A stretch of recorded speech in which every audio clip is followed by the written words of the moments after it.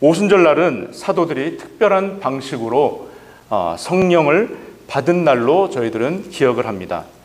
사도행전 2장에 보면 세계 각국에 흩어져 있던 유대인들이 예루살렘에 모입니다. 이날. 그래서 예루살렘 절기에 축제를 벌이기 위해서 모였는데, 그때 마가 다락방에 모여있던 120문도와 또 따르던 또 제자들이 함께 많이 모여 있었습니다. 이때 거기서 어떤 일이 벌어졌냐면요, 급하고 강한 바람같이 그런 소리가 나면서 불의 혀 같은 것이 갈라지면서 내려왔다는 것을 그들이 보았다라고 말씀을 전해지고 있습니다. 사도행전 2장에. 그래서 이날 3,000명이나 넘는 사람들이 세례를 받았고, 이때 뭐가 시작됐느냐 하면 바로 초대교회가 시작이 되었습니다. 그래서 저희들은 성령 강림절을, 오순절을 뭐라고 하느냐? 교회의 생일이다라고 저희들은 말을 하기도 합니다. 자, 오순절이 그럼 뭐냐? 오순절을 먼저 한번 좀 설명을 드린 후에 본문으로 넘어가도록 하겠습니다. 오순절은 한문으로 보시면 훨씬 이해가 빠르세요.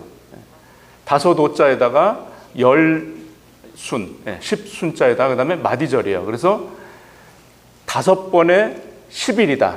이렇게 보시면 되겠어요. 10일이 5번이에요. 그러니까 10마디가 5번이다. 그거예요. 그래서 이때가 뭐에서부터 그러면 50일이 지난 후냐? 바로 예수님께서 죽으셨다가 부활하신 그 부활절 다음부터 50일째가 되는 날이 바로 오순절이다. 그런데 이때 성령께서 강림을 하셨다. 그래서 우리는 성령 강림절로 또 지킵니다. 자, 이 날이 근데 또 희한하게도 예수님께서 승천하신 지는 10일째가 되는 날이고, 이스라엘 백성들이 절기상 출애굽한 날이 뭐라고 그러죠? 출애굽한 날을 유월절이라고 그러죠. 이 출애굽은 절기상으로 이스라엘의 절기로 볼 때 1월이에요. 처음으로 봐요. 그런데 이때부터 49일이 지난 그 다음 날, 그 다음 날을 갖다가 또 오순절이라고 합니다. 자, 그래서 다른 말로 또 뭐라고 그러냐면 7일이 7번 지나서 77절. 그리고 또 절기상으로 맥추절이라고도 합니다. 자, 그러면 우리 크리스찬들에게 있어서 이 오순절은 부활절이 시작되는 주님이 부활하신 날을 축하하면서 이것이 교회 탄생에 이르는 날에까지 정점에 이르는 날인 것입니다. 그래서 저희들이 오순절을 갖다가 기억하고 또한 이렇게 지키게 되는 것입니다. 자, 오늘 본문을 보면 예수님이 오실 길을 예비하는 소명을 가진 세례 요한이 뭐라고 얘기를 합니까? 회개하라, 천국이 가까웠느니라, 이렇게 얘기를 하죠. 이 외치는 자의 소리, 이 사람이 바로 지난 시간에 사명이라고 배웠죠. 소명과 사명이 다른 점에 대해서 배웠습니다. 그러면서 뭐라고 얘기를 합니까? 나는 너희에게 회개케 하기 위해서 무엇으로 세례를 준다고요? 물로 세례를 주는데 내 다음에 오시는 이는 뭘로 세례를 준다고요? 불과 성령으로 세례를 너희에게 준다라고 말씀을 하고 계십니다. 자, 그럼 먼저 세례란 무엇인가? 저희들이 성경 공부를 통해서도 배우셨지만 다시 한번 또 저희들이 한번 되짚어 보면 좋겠습니다. 세례를 무엇을 상징합니까? 세례는 왜 준다고 지금 세례 요한이 말씀을 하고 있습니까? 11절에 회개케 하기 위해서. 세례의 목적은 바로 회개가 목적이에요. 회개케 하는 것이 목적입니다. 그럼 바로 회개가 뭔가요? 회개는 바로 우리를 갖다가 우리 마음속에 있는 죄를 깨끗하게 씻기는 것을 의미합니다. 그것이 회개예요.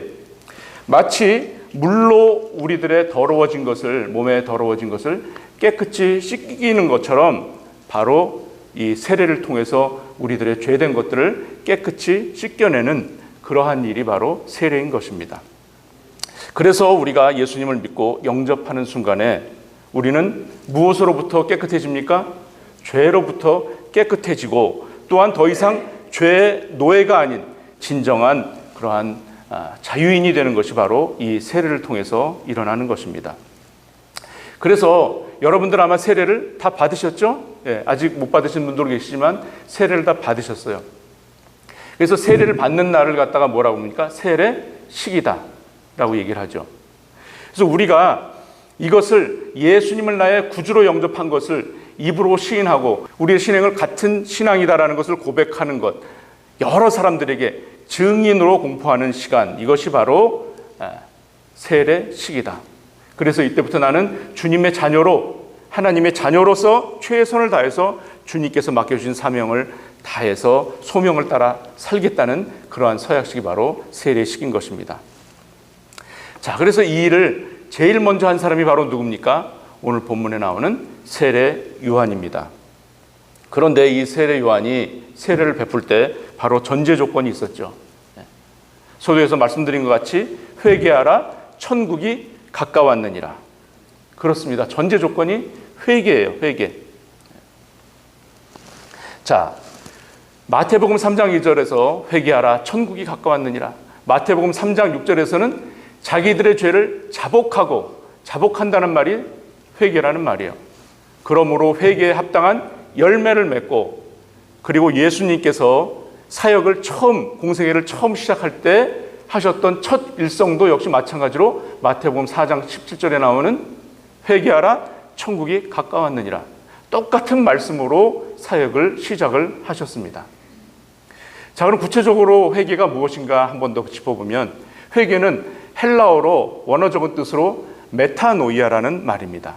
이 메타노이아는 메타라는 전치사를 쓰는데, 이 메타라는 뜻이 돌이키다, 무엇을 초월하다, 그 뒤에 더 높은, 보이지 않는 이러한 뜻을 가지고 있습니다. 그럼 노이아의 뜻은 뭐냐? 바로 마음, 생각이에요. 자, 메타노이아가 그래서 무슨 말이냐면 마음을 돌이키는 거예요. 우리가 이쪽 방향으로 향해서 가던 우리의 마음을 갖다가 완전히 돌이키는 거예요. 이쪽 방향으로 가는데 이걸 조금 틀어가지고 다른 방향 이렇게 가는 거, 각도와 달리해서 가는 것이 아니라 완전히 방향을 돌리는 것이 바로 메타노이아라는 뜻입니다. 크리스천들이 말하는 바로 이 메타노이아가 회개인데 뭡니까? 우리가 세상 속에서 살던 것, 세상의 성공을 위해서 살던 것, 수단 방법을 가리지 않고 내 욕심껏 살던 것에서 방향을 완전히 전환하는 것이 바로 회개다. 이것이 회개인 줄 믿으십니까? 네. 완전히 바꾸는 거예요. 이전에 내 생각대로, 내 사고대로, 내 의지대로, 내 실력대로, 내가 원하던 대로 살던 것에서 하나님께서 원하시는 방법대로 살려고 방향을 트는 것이 바로 회개다. 자, 이 회개는 그냥 어떤 방법만 바꾸는 것이 아닙니다.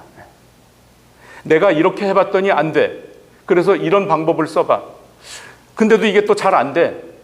이렇게 했으면 좀 누가 해서 잘 풀린다고 그랬는데 안 됐어. 그래서 또 다른 방법을 갖다가 어떤 노하우를 갖고 있는 사람을 찾아가지고 이 방법대로 해봐. 이것이 회개가 아니라는 거예요.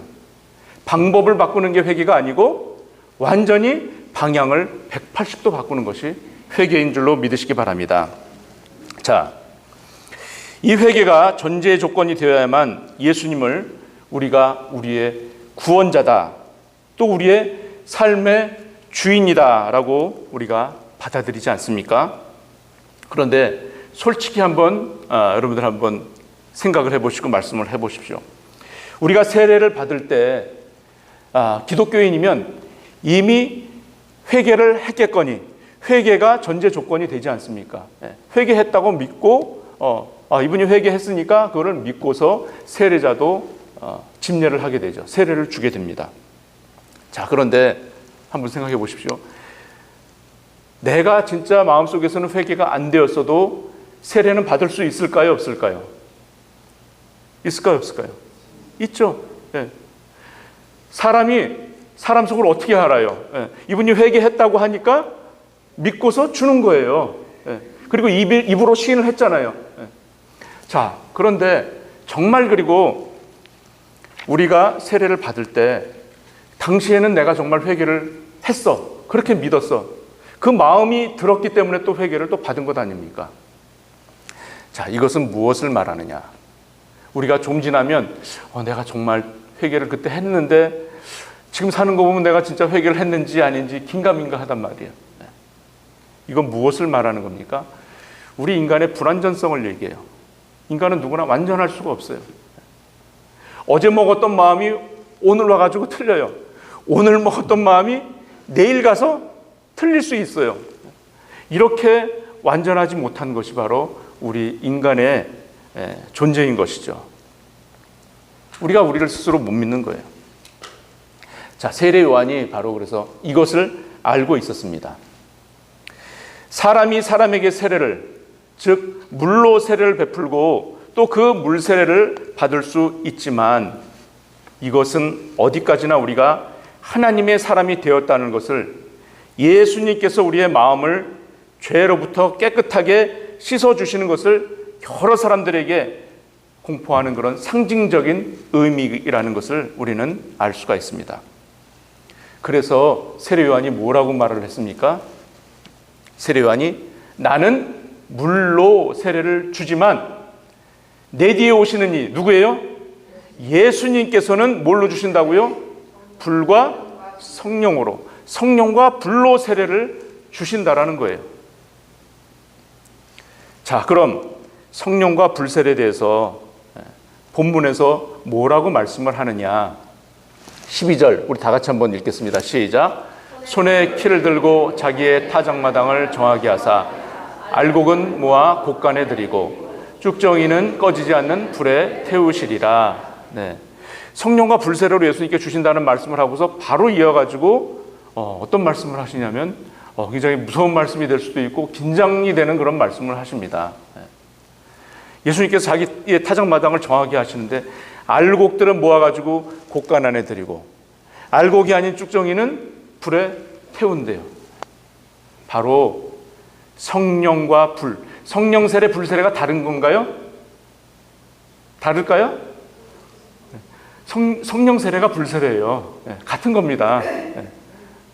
이 얘기도 또 이렇게 말씀을 드리겠지만, 자, 즉 우리가 성령과 불로 세례를 받아야만 우리가 뭐가 될 수 있다라는 거예요? 알곡이 될 수 있다라는 거예요.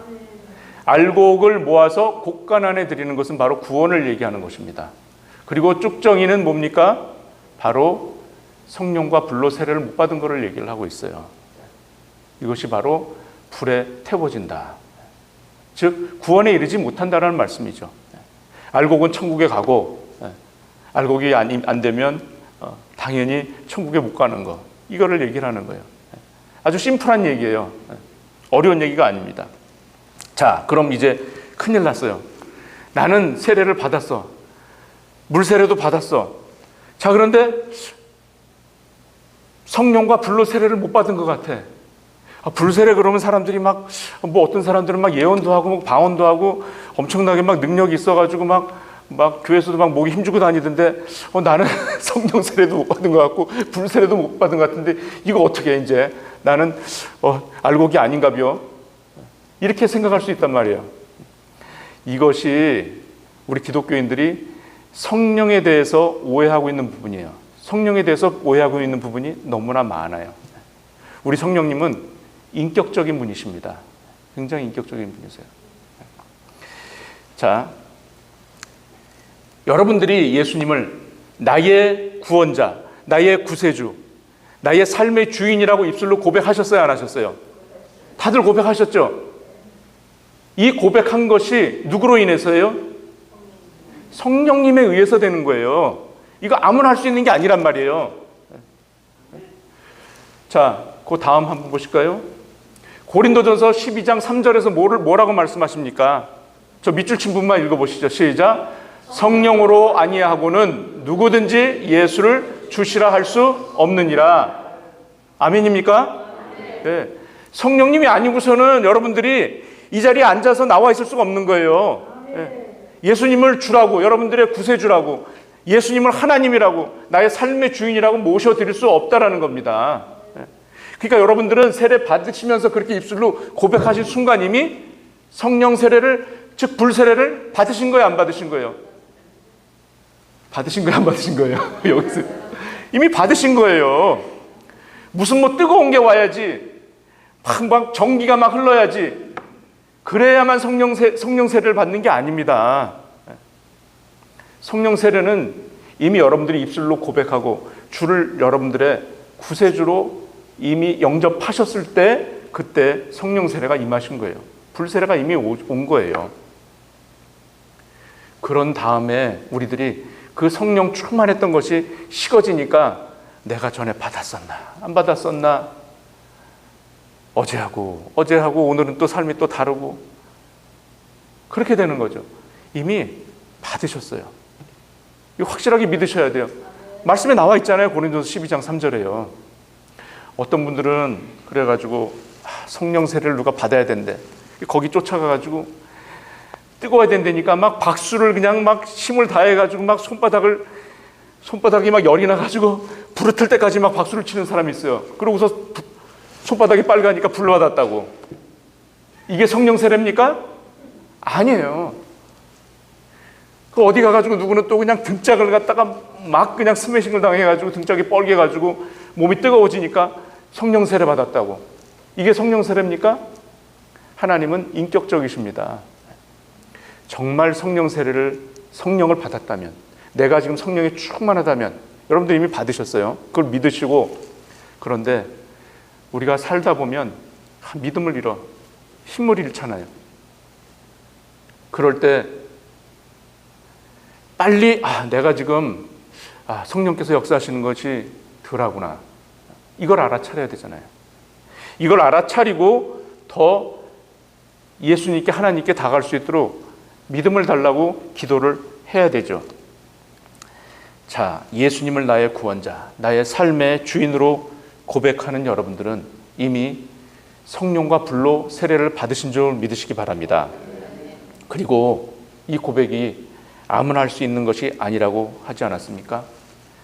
예수 믿고 새 사람으로 거듭나는 구원의 역사는 바로 성령의 역사 아니고서는 이루어질 수 없다라는 것을 분명히 아시기 바랍니다.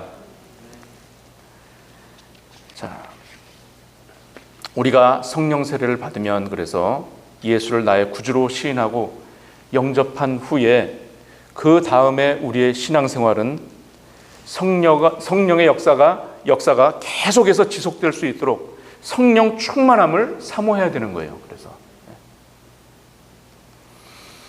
여기서 한 가지 짚고 나갈 것이 또 이제 불세례라는 말을 또 따로 아까 생각하시는 분들이 있을 수가 있어요. 성령 세례 다르고 불세례가 다르고 다른 거 아닙니다. 같은 거예요. 이건 역시 마찬가지예요. 불을 받으면 어떤 초자연적인 힘을 가지고 있다라고 오해를 하는 경향이 있다는 거죠. 바로 불에 대한 해석에 대해서 오해를 한다는 거죠.